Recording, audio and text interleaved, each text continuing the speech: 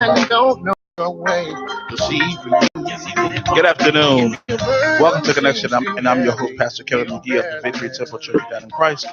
You're listening to us on IntellectualRadio.com. You can also listen to us on iHeartRadio. Connections is a show designed to keep you connected to the Christian community. So sit back and relax as we get connected. And if you wish to become a connection sponsor, please reach out to me on Facebook at bishop1915 at gmail.com, or you can simply inbox me on Facebook. Nature Sunshine. Have you set weight loss goals for 2019? Would you like a natural approach to weight loss? Do you want to see and feel changes immediately? Do you take medication for high blood pressure, diabetes, asthma, fibromyalgia, cancer, arthritis, or any other condition in your body? Do you have poor circulation, frequent colds, flu, or chronic fatigue? Or perhaps you just want to maintain a healthy body? Give Nature's Sunshine a try. They have many products and plans that will assist you in losing weight or maintaining your health the natural way. You can reach out to them at 708-302-5655. The Bedrock Movement affirms safety, comfort, dignity, awareness, and empowerment for Chicagoland street homeless. For any internship needs for school, community service that is mandated from the courts, or you just want to volunteer in the street homeless, you can call John Netherly at 773-567-5110. And for Valentine's Day, if you want to be able to contribute to a worthy cause on Valentine's Day, there are Valentine packages for victims of domestic abuse as well as cancer patients. You can contact me for more information on how you can be a part of Valentine's Day care package for those individuals. Again, victims of domestic abuse or those who are suffering from cancer. Today is Poetry Spotlight on Connections, and since this is the month of love, I thought it'd only be fitting that we do a Valentine's Day spotlight. And we have these two very lovely ladies in the studio who's going to wow us with their poetic skills. Now, everybody that knows me knows I love poetry. And so I love to surround myself around people who are skilled in the art of lyrical dissertation, lyrical emanations that flows from their heart and from the chambers of their soul that causes pictures to be painted with the words that they vibe from. I love that, So I just love all of that. And so I wanted to bring these two astute women. We have Mara Marie and we have Robin Shanae. And Robin has been a guest on our show before, and they're going to wow us. And I believe Mara is also both of these young ladies sing, and so we're going to have a little floetry going on. All right. Shout out to those that are watching on Facebook Live, Lisa Ivy, Tyrone Gaston, and others. Listen, if you want to call in, or if you have any comments, or want to just simply put your comment in the comment field on Facebook Live. If you want to call in, you can call in at 708-223-8953. And give a shout out to these ladies. If you have any suggestions that you want them to just on the top of their dome, just to flow with. They've been in the business long enough. They can flow off the top of their heads. All right, I'm just putting it out there. I don't know if they can or not, but see, I like putting people on the spot. Okay. But welcome, ladies. Thank you for being here. Thank you for having us. Listen. I'm excited. I'm ecstatic because I love poetry. I wrote my first poem, I believe, a long time ago, 8th grade. Mm-hmm. And at that time, I wasn't interested. It was an assignment. And then as I got into high school and started studying some of the poets of our time or before our time, some of African-American poets, such as Giovanni, such as Gwendolyn Brooks. I was like, wow. I'm like, their poems don't have to rhyme. See, because I grew up thinking the poetry had to rhyme, And so when I started studying and looking at the paintings that they painted with their words, I said, oh, it's more of telling as rhyming. Exactly. And that's when I became interested in it. But then again, they were just homework assignments. Mm-hmm. And I'm like, okay, I'm not trying to do it. But then I have to say in the 90s is when it really caught hold to me. I caught the bug and, I was like, okay. And I explored that area of my life. And so I've been enamored by poetry Um, I, Def Poetry Jam stayed on my TV. I don't know how many times, 24/7 looks like, but I'm just enamored, and I applaud you who are able to get up on the stage in front of the mic and just, give your poetic renditions of whatever you decide to do. And the how you just master and you command the audience and you draw their attention in. And so we're going to give you a chance to do all of that today. But first of all, see, we've had Robin before. So, Mara, you got to introduce yourself. Tell us all about you. How did you get started in poetry? I'm actually a vocalist, but I started in poetry a long time ago. I'm only 25, so I'll say. A long time ago. She's only 25. I'm only 25, so not that long. I started poetry, I think, maybe first, second grade. And I've always been singing, but I took in poetry first. And eventually I was like, okay, I want to write a song. And I put too much pressure on it. And so I was like, well, I do poetry. Why don't I just turn them into songs? And voila, that's how I got it. Okay. And that's really it. If you take the music from the lyrics, you have a poem. The Book of Psalms is nothing but a book of poetry. Absolutely. Song of Solomon is a wonderful book of poetry for Valentine's Day. Shout out to Tanisha Jackson, otherwise known as Black Butterfly, who's watching. Yeah, she's watching. All right. So, Robin, it's been a long time. Refresh our memory. How did you get started into doing this? I've been writing probably since I was about 10 or 11.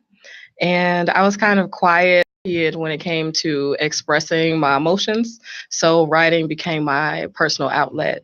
So that's really how I started in poetry. I would write to myself. I wouldn't tell anybody or share it with anybody. But I've actually only been doing spoken word for going on 5 years. Shut your mouth. Yes, sir. Only been doing this for about 5 years. I got started on this scene and super nervous. I'm the one who wants to be in the front, so I never could see myself on a stage or anything like that. But I had a lot of encouragement, a lot of support from other poets on the scene who pulled at me, like Amani and Terry Lyric. They both pulled on me and pushed me out there, as well as Hood Rays and Geronimo. I actually got started at their set. The four of them had a set that they did back in the day. So I actually got started there, and just a lot of support and encouragement pulled me out of my shell. Pulled you out of your shell, and I can't really imagine you being in the shell. I've heard your voice. I hear your delivery. But, and I told somebody before, I said, poetry is almost like your alter ego, your poetic self, and hence you adopt the name. It's like right now you're Clark Kent, but when you get on the stage, you become Wonder Woman, Superman, whoever, that alter ego is. So Mara, do you have a stage name? Mara Marie. Oh, my actual name is Tamara. Yeah. Mara was a nickname, and I went to my first open mic 3, maybe 4 years ago. Maybe not even that many. My son was really little. Went to an open mic and they were like, "What's your stage name?" I was like, "I don't have one. Let's just figure one out on the spot." So, Mara Marie. Awesome. Well, we just thank God because we're going to allow Mara and Robin to do what they're going to do. Now, Robin, you have a stage name? Robin Shanae is my stage name. And your government name too, right? Correct. I thought it was important for me to use Robin Shanae. I never liked my middle name because people used to call me Shanae back in the day. So I couldn't stand my middle name. So coming into poetry, like I said, I was super nervous to get in front of the people. I had a lot of identity issues when it came to growing up, very insecure. And I thought as I came into myself doing poetry, I thought that it's important to represent who I actually am. And that's why I deliver authentic pieces, because I represent me. Wonderful. Now, do you have a specialty? Is there a special type of poem, poetry a special subject matter that you deal with more so than anything else? You have some poets who they only deal with love, some only deal with social issues. Do you have a specialty, Robin? My specialty is inspiration, and inspiration could come through spirituality, through love, through community issues. It can really come through any topic. But my goal is to always inspire and to get God's message across in whatever genre I decide to deliver. So you're a poetic evangelist. I can take that, yes. All right, all right. And Mara? That was me. Specialty. I would say petty breakups. I'm kind of a Taylor Swift. I tend to write more about the downfalls of love. But I have my moments where I can get my happy thoughts out and get some happy songs out. But I am the petty writer. And see, I like what you said, the downside, because when I write, I don't perform. Gone. I write, and I don't call it the downside. I call it the dark side of The love, dark side. because the dark side of love, it deals with the petty breakup, but it also deals with the anger associated with it, as well as the vengeful or retribution behind it. Oh, you break up with me, okay, I'm gonna get you. And so I call it the dark side of love. And so or the pain, and I have a series called the pains of love series. So but we're going to allow you guys to give us a little bit of something, just give me like a little quick before we get to this whole love issue. So Mara, I'm putting you on the spot now. If you want to sing or if you want to do poetry right now, this is your spot here. I guess I'll sing because I don't do poetry in front of people. That's my private moment. I see it now that you don't want me. Tend so hard, it's weighing on me. I can see it in your eyes. Hurt dressed as despise, that ain't right. We've been tiptoeing frontwards and back, duck diving all emotional stress, yet here it goes again. Quick inhale, breathe, don't let them see you're hurting too. No use, too far gone to love. All right. Nice. Yes. Nice. All right, now your turn. Are you right? Come on, what you got? You gonna sing or you gonna recite? No. I'm definitely going to recite. This piece is I'm going to do the first part of it, not the whole piece. Deliverance through disaster, and it's about self-love. I'll just leave it right there. I hope for the best, yet try to be prepared for the worst. Prayed you be my blessing while ignoring the evidence of your curse. I fought the voice inside saying, push them to the side. You know their season is wrong for you, for you're able to identify their lack of fruit. Is it easier for me to play the fool than face the reality of knowing you are not the one? Can I handle the disappointment of knowing that another turn is over before it's even begun? But I guess I fell in love with the idea of always seeing that smile on your face, while at the same time not even realizing that my smile was quickly being erased.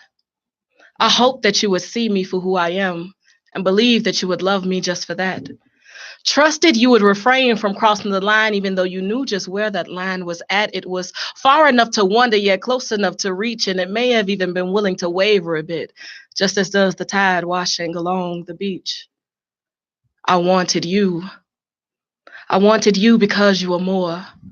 Loved at first sight, your ability to soar beyond the limits created for you and past your predicted altitude. You not only spoke with eloquence, but you depicted such a favorable attitude. You came into my situation and not only wrecked my thoughts, but screwed up my concentration, elevated my desires, and illuminated this burning sensation, fueled simply by your touch. And even just your look in my direction would travel on to tell you that tonight, I don't want to be alone. And request that you come make my house your home, if only for one night. Make me feel like I'm worth the fight.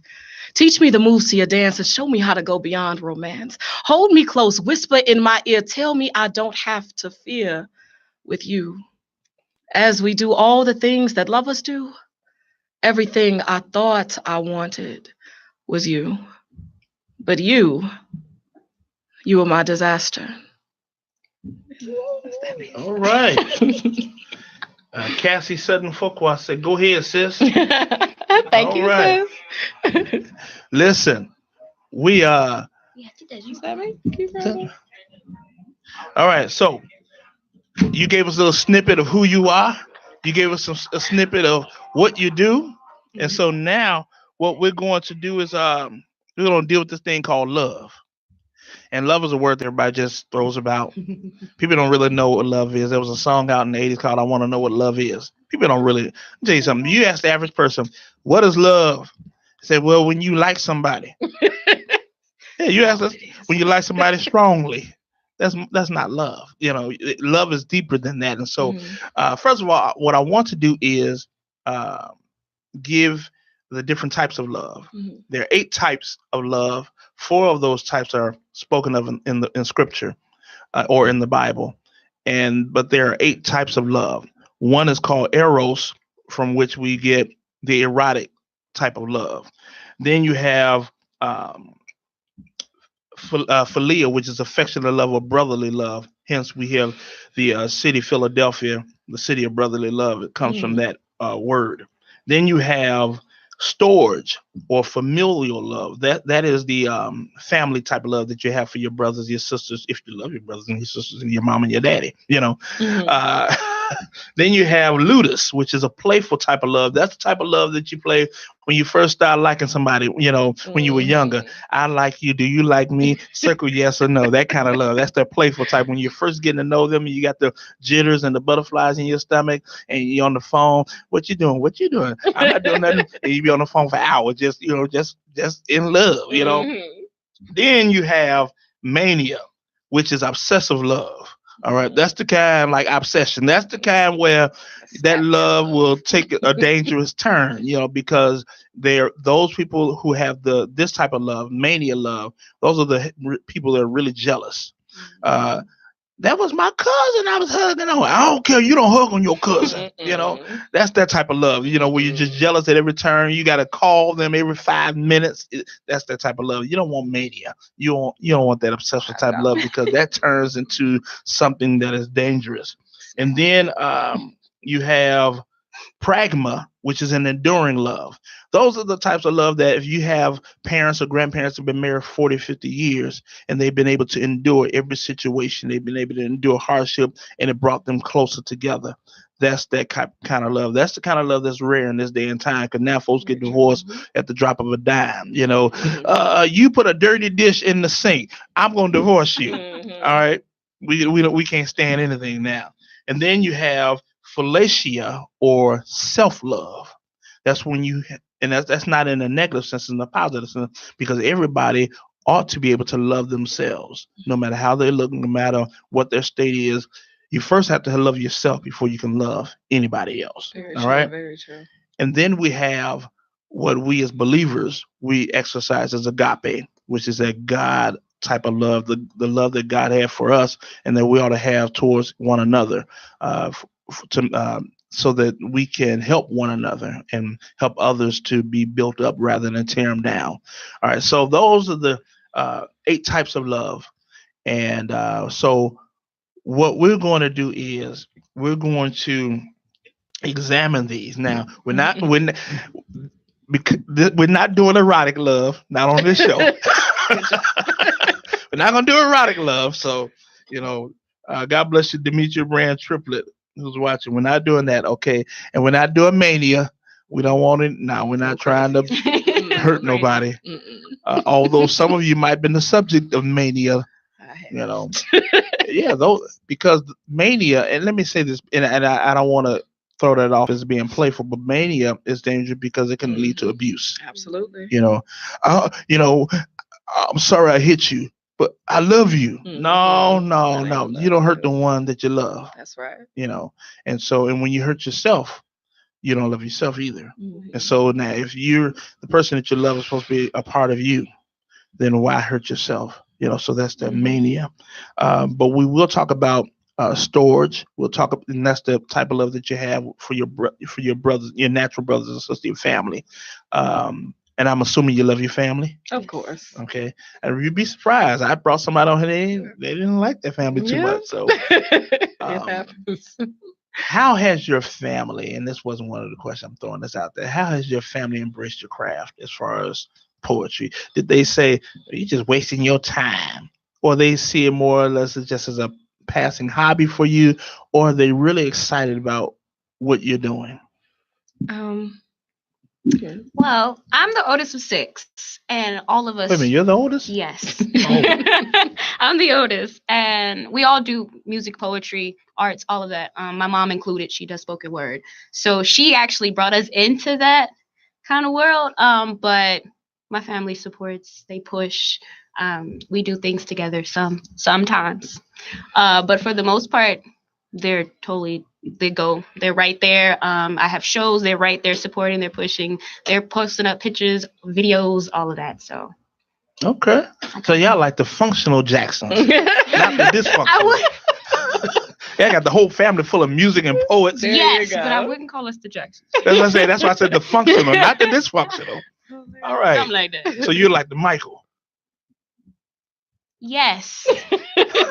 But there's many of us, okay? There's many Michaels. All right. That's sweet. Robin? I would say my family is very supportive. Most of my family is out of town. I'm from Mississippi, so most of my family is out of town. But they see videos online, and they, even from my grandmother down, oh my goodness, I was so proud of you. Yeah, I have a lot of support when it comes to that. My pops, he comes to all of my events that he can. He loves to hear me do poetry. It gets like aggravating, and sometimes it's like, okay, thanks, but calm it down. But hey, my baby, do that poem over there. Exactly. Get to the family gathering. Rob, come over here. Do that poem. You know that one, the one about the disgusting type of look. Come on, you know the one about him. The one that the devil gonna get you. You know. Yeah. That's him. So you have to love the support. You absolutely have to love support, and I do have that from my family. And you're a Sippy girl, huh? I am. Well, you must have been here at an early age because there's no accent there. Okay. Right. My cousins say I'm super proper, but people here say I'm very country. I have an accent. I don't hear it, but yeah. and what gets me sometimes, I work with some people and I've been around people, and whenever they come up with somebody from the South, they're like they don't have any Southern roots. Mm-hmm. Everybody knows if you're black in Chicago. Your family came from Tennessee, Mississippi, Arkansas, Alabama, somewhere, Georgia. Yeah, exactly. You know I'm right about it. Earl, where your family from? Memphis. Go. See? There Memphis, Tennessee. My folks from Greenville, Greenwood, Itta Bena, Mississippi. That's what my folks are and you know when I said that, my accent just changed. But the reason I asked that question because it's great to have your family support what you do. Mm-hmm. Your family have to be the backing, because without your family, you don't have anything. And that's when you exhibit that storage love, that family love, because we ought to embrace the dreams and visions of our family members, especially we as adults, and we have young people coming up and they have ideas and they have dreams, and so many dreams have been killed because, you have the young person say, I want to be a poet when I grow up. Child, ain't no money in that.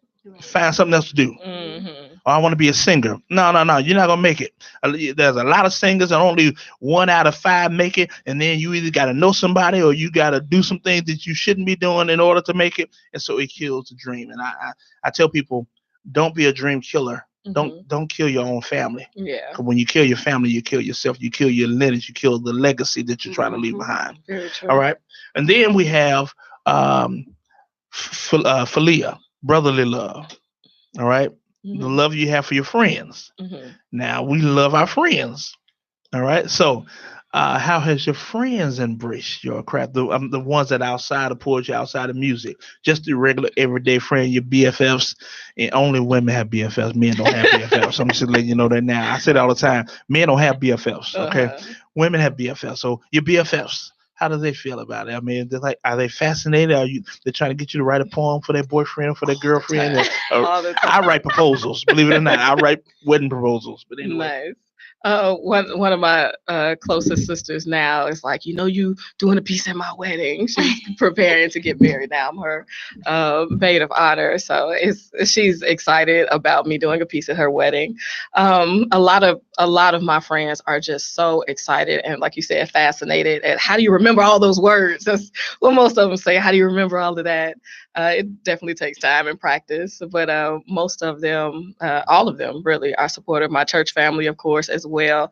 So supportive from my pastor down. I mean, they just love the craft, and they love the growth that they've seen in me as I've been doing poetry more.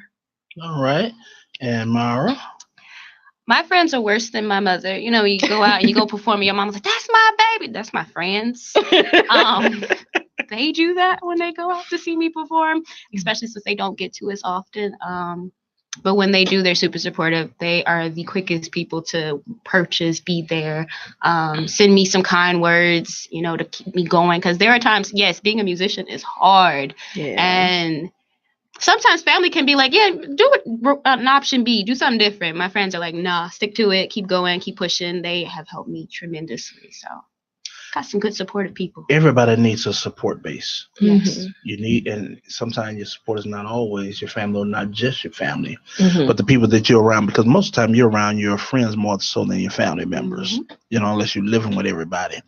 But so you got to have that support base, because that support base will be there when you're going through some traumatic times. And so that brings me to my next love, which is pragma, which is enduring love. How can you keep going on when you're going through some situations, when you're going through some problems? How can you still find a way to sing a song or to vibe a flow, while you're in the midst of going through? I didn't want to be like, I don't know what word I want to use, but the first thing we said is like, I think everybody at the table thought it, but God, like, that's my answer right there. Absolutely. I feel like that's my go-to, because there are times where you do want to kind of give it up, but that pushes me more than anything. Because, like my grandma told me, you were put on this earth to do one thing, and she says this weird thing now, where she doesn't fear death, because she feels like when you come onto earth, you're sitting here to do something, and once you fulfilled that fulfillment, you don't fear it anymore. You're ready to go. And I feel like I fear it, and I'm not done. And my thing here is my music, and that's my purpose. And so if I ever feel like I'm not making it right, or I'm like upset and I can't do it, I pray, and I have to sit and have time with God. I have to make sure that's right, and then that'll help me get back into what I'm supposed to do. Okay. He keeps me focused. Miss Shanae? I totally agree. I've been there going through life, life happens, and not wanting to write and not wanting to do a piece. I don't, people request, hey, can you do, I don't want to, that's my mindset. That's what I want to say. But again, I understand this gift doesn't belong to me. It's not just for me. And even through those times, I use my own pieces to minister to myself. So understanding that God is the source, God is the reasoning for my gift, and I have this particular gift to reach his people. So if I'm not using it for that purpose, then, like Mara said, you have a purpose on this earth. So if I'm not using my gifts for my purpose, then what does God have me here for, And that leads me to the last, is agape, that God love. How have you been able to effectively translate that God love through your craft? Mara, when you sing, oh my God, that is a gift from God. Yes. How can you, if you never mounted a pulpit, opened up a Bible to preach to anybody, how can your gift be used to effectively minister to somebody that's about to take a bullet to the head? How has God worked through your music? I won't even say the poetry, but the music, because that's your primary craft. I feel like my music is my way to not just sit and write something for myself, but for somebody else. So I'm not writing that song for me. I'm not singing that pain out for me. I'm not making, okay, so I have some songs that are like not really for me, but I've had friends go through some stuff and I felt like they needed to hear this. They need these words of reassurance. They, and that's the only way I could do it. Sometimes I don't know how to talk to people, but I could sing to you any day. And if that can stop and just get you to listen and think and calm down and breathe, I love that. And that's what my music is mainly for. Okay. Come on. You already you said how God has just worked, and I've seen your videos. Oh yeah, I go through. I'm like, wow, that girl awesome. Like, oh, I can't afford to bring her. She's big money. She's big money. She's big money. All right. But you guys are awesome, and she sent me some clips of you singing. I'm like, oh wait. Well, I feel like when I heard that, I said that's natural flowetry. Yes, so listen, you guys got to do something together before we move into, because I want you to do something together, and then what I want you to do after you do something together, we're gonna take a quick break, and we're gonna come back and hit this love, because I want you to expound upon do some love pieces for us. And if you help me, I might do something. If you help me, I might do something. Okay. All right. So do something together, and then we'll take a break, and then we'll come back and we'll do some individual love poetry. All right. Okay. We actually have a piece that we do together. Do we have like 4 minutes? Okay. Go ahead. Okay. Okay. Yes. Sing for me one last time before you go. Leave me this memory as I head home. Take time to pour out every inch of your soul, so I'll always know you were once mine to love. And I hate that I love you.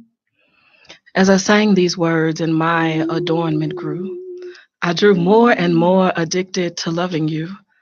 A sickness that I never sought to get fixed, for I'd rather just feed my fix by fixating on you.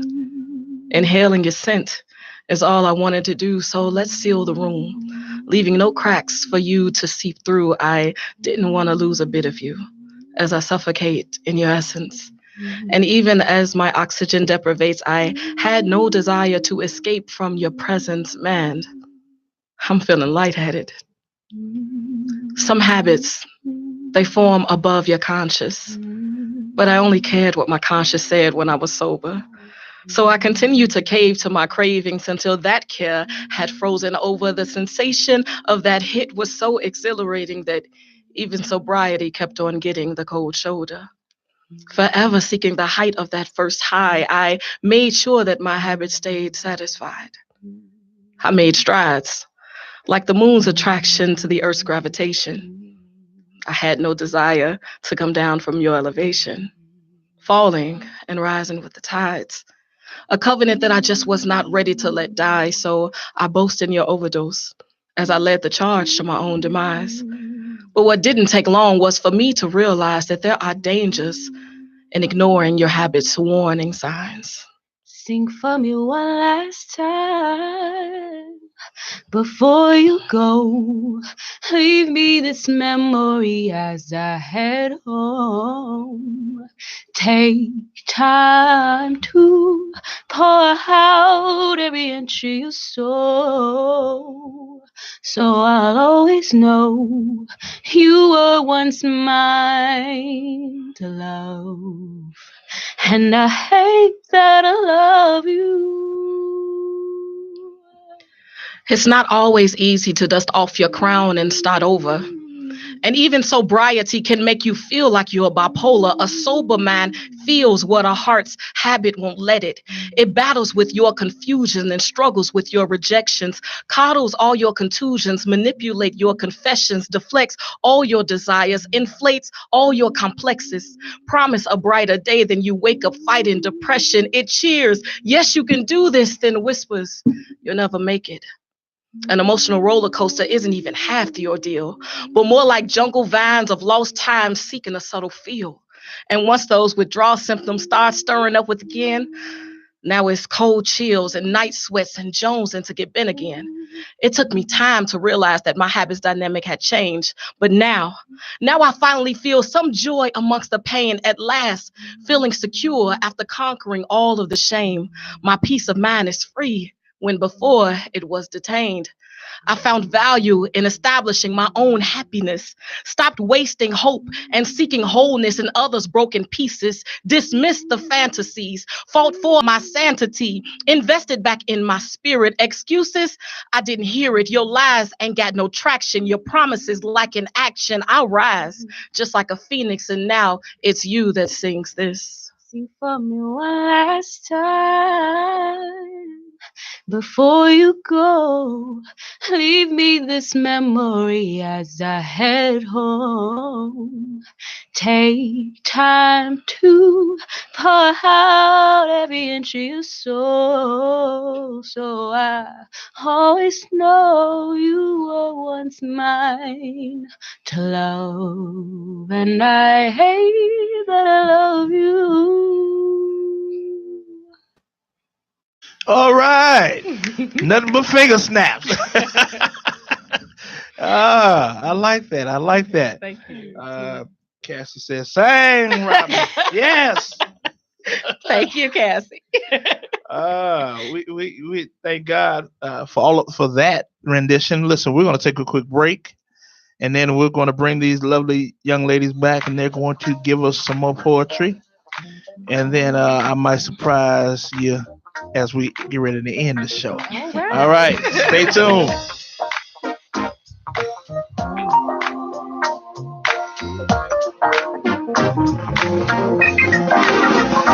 He will save your soul. He will make you whole. He will free from bondage. He will loose you from hostage. Give you life. He will cancel some old strife. And give you mercy. He will be water when you're thirsty. Whatever you need, He will supply. Just call on His name and He will provide. No matter the problems, He's the one to solve them. Just know and be still and trust that He will give you peace in your storm, allow you to be reborn, rid of your drama, in your trauma, wipe every tear and calm every fear, give you peace of mind and extend your divine. Whatever you need, He will supply. Just call on His name and He will provide. No matter the problems, He's the one to solve them. Just know and be still and trust that He will save your soul. Welcome back to Connection. We're here, Valentine's Day Spotlight. We have Robin, Shanae, and Mara Marie. Listen, these young ladies are doing it. Mara does have a CD out. Let everybody know how they can get your CD. I do. It's called the Inspirational Love EP. It is available on Apple Music, iTunes, Spotify, Amazon. Everywhere, yes. Everywhere. I never know all the names of all the music places, but it's everywhere. It has 4 tracks. No, is it 4? It's 6 tracks. It's 6 tracks, and they're 2 different singles. The first one is "Lovin' on Me," which was written by Ferris Evans Jr. Oh, yes. And so that is his wonderful song that he blessed me with. And then "Over and Over" is a song I wrote for my grandmother. So it is an inspirational Christian album, but yeah. Now, Ferris Evans Jr. It's interesting you should say that, because the music we use for Connections by Pastor Amanda Moore, it was produced by Ferris Evans Jr. Wow. He produces me. His music baby. And he just released his own project. It's awesome. Yes. It's awesome. So maybe I'll try to see if I can get Ferris Evans Jr. on the show. And I'll have to work through Pastor Amanda's. You got Robin, do you have a CD or book in the works? I have a CD and book in the works. Yes, my book is called Dear Diary. It is a poetry book as well as some inspirations behind the pieces. So my personal story and what inspired the particular pieces. And my album that's coming out is called Journey. And I think it's going to be a pretty powerful album. Okay, now that's what I want you to do. Since you, Robin, you give us a piece on love. Mara, you give us a love song, Gotcha. And then we'll go from there. All right. Okay. Who want to go first? I guess I'll go first. Yeah, give us the inspiration. Okay. Okay, so this song is called Mine. I think it's my first ever written love song. It's probably the nicest one in all my list. Nice. You seem to be the best part of me, and it's only been some days. Well, you are the one I've been dreaming of. I can't see it no any other way. For you came and changed my whole thought of love. And I ain't never letting you go. I just want you to know. Ooh, before time speeds on by, let me ease your mind. Tell you all the things I like since you stepped into my life. My heart just won't act right. You don't know how good I feel inside. No lie, you're mine. When you stop and stare, I'm fully aware of how your eyes, they light up. And dang, that smile got a woman wanna do right, gotta do right. Ooh, the past, it looks like it's far gone from both lives. Let our present be like future love. For you came and changed my whole thought of love. And I ain't never letting you go. I just thought you should know. The moment hello left your lips deep inside, I think my heart realized that you're my type of guy. It only took one time for my love to grow. I just thought you should know. I just thought you should know. Ooh, before time speeds on by, let me ease your mind. Tell you all the things I like since you stepped into my life. My heart just won't act right. You don't know how good I feel inside. No lie, you're mine. All right. Wow. That just did something. I felt Cupid's arrow just shoot into my heart. Okay. Beautiful. And Robin, you don't want to sing, huh? You just want to say, huh? No, All just right. doing poetry. All right. Well, we know you can sing, but give us a rendition. Give us a poetic. Let's see.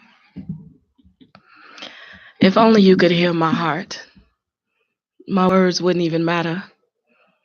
For trying to find words to express myself is like counting the grains of sand within the glass of an hour, and like those grains, my hope for you is unmeasurable.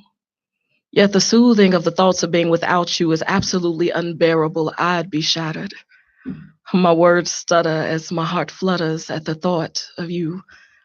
I'm in a place I've never been, searching for some sort of sense of clarity. Again, I'm lost. Without you, my heart is without a pulse.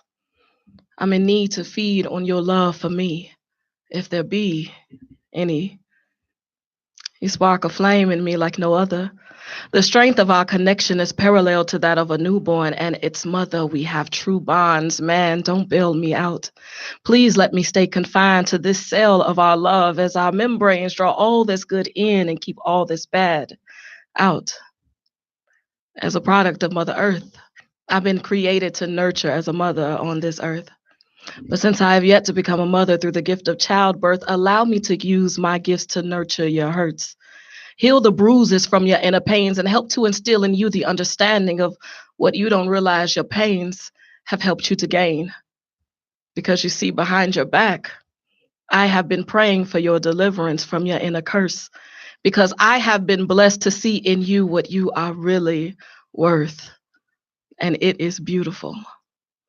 So allow me to explore the parts of you that you hide away in your keepsake, so that I can prove to you that God created me with the ability to keep your heart safe. A fantasy at its finest. As you keep all things in checkmate, my soulmate, you make me complete. Beyond sheets, we meet on fertile ground, following our bond. Age means nothing as long as it's honored by God.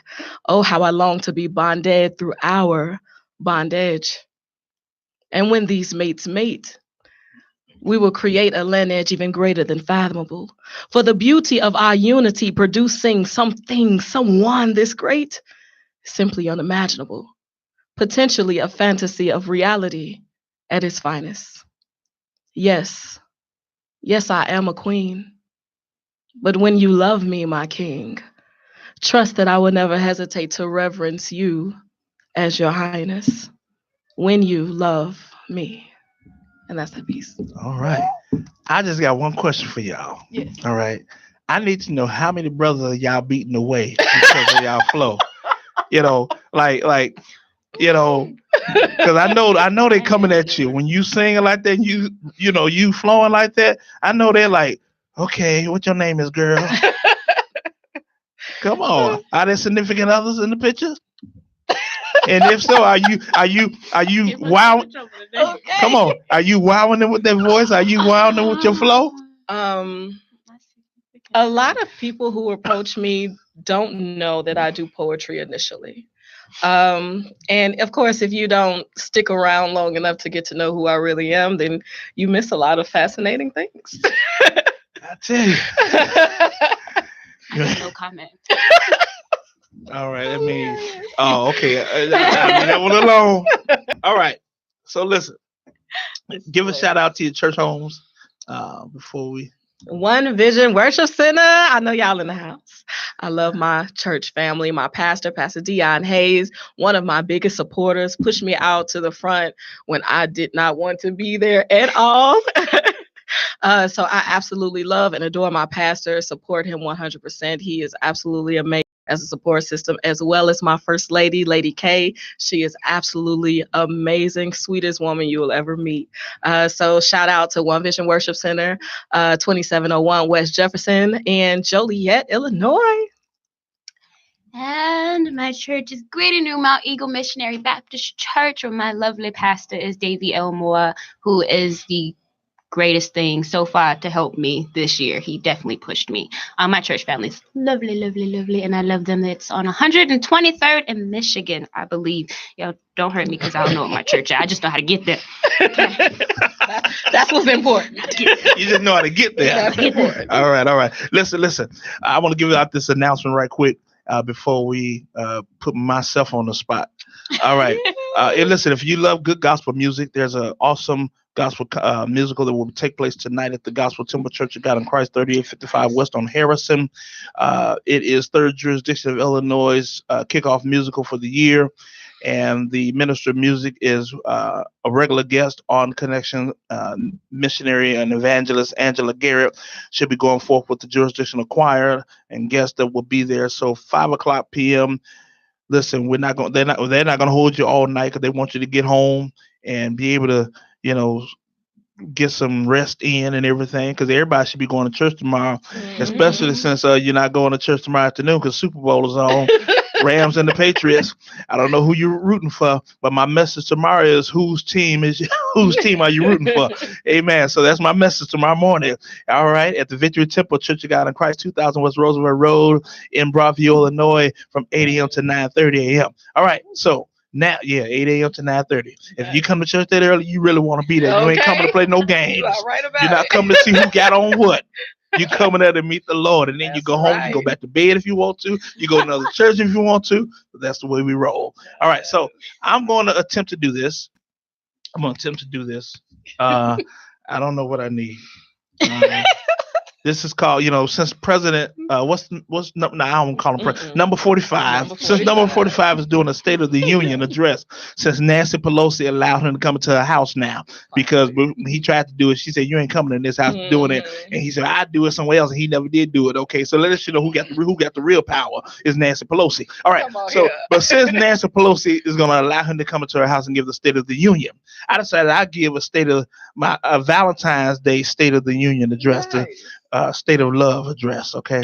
It's called the State of Love. All right, my Valentine's Day State of Love address, all right? So, Mara, what I need for you, or both of y'all can flow together, I just need some love, some kind of love flow. You don't have to do any lyrics, just moan, or just, some of that, some scatting or some, that kind of thing. There you go. And I just establish a pace and a flow for me because I don't know what I need yet, all right?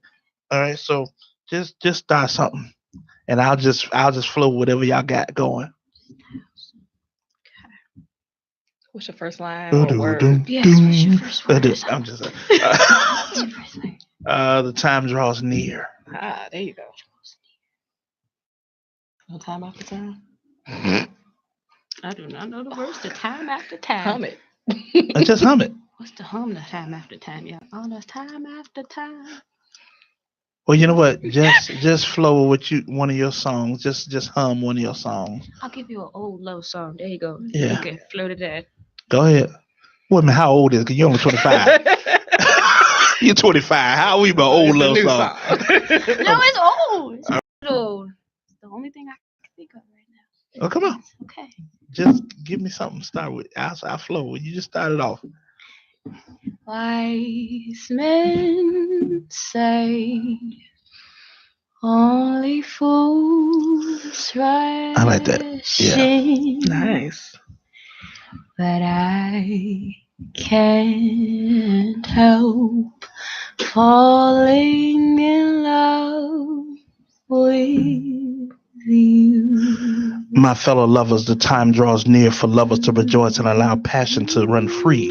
The day when the lighthouse shines the brightest as the sea of love remains calm and tranquil, awaiting for lovers to ride its currents as the moon reaches down with silvery strands, bathing lovers in their glow, stimulating and motivating for what comes next. Natural occurrence between a man and his woman. On this day, as Cupid flies and Venus rises from her ocean, my light begins to shine his light, for this is the time and this is my purpose. As love's favorite son, I have awakened from sleep to bring you this dichotomy of love divine. Cherish the one that you've been blessed to be with, for true love only comes once, maybe twice in one's lifetime. Don't squander it, but embrace it. For when you treat love the way love should be treated, then love will never fail to reciprocate love to you. But when you misuse and abuse love, then love shall turn to its darker side. And when you are on the darker side of love, may heaven have mercy upon your soul. And love will then begin to reveal its wrath. But if you let your heart be true to be the one that you call your own, then love will always be true to you. Boom. Nice. All right. I love it. You read a piece. Join us every Saturday from 12 p.m. to 1 p.m. on Connections on IntellectualRadio.com. Stay tuned for Humanities in the Headlines right here on IntellectualRadio.com. Peace out, everybody. Happy Love Day. Love the one that you're with. And if you're not with anybody, then love yourself. God bless you. Save your soul. Make you whole.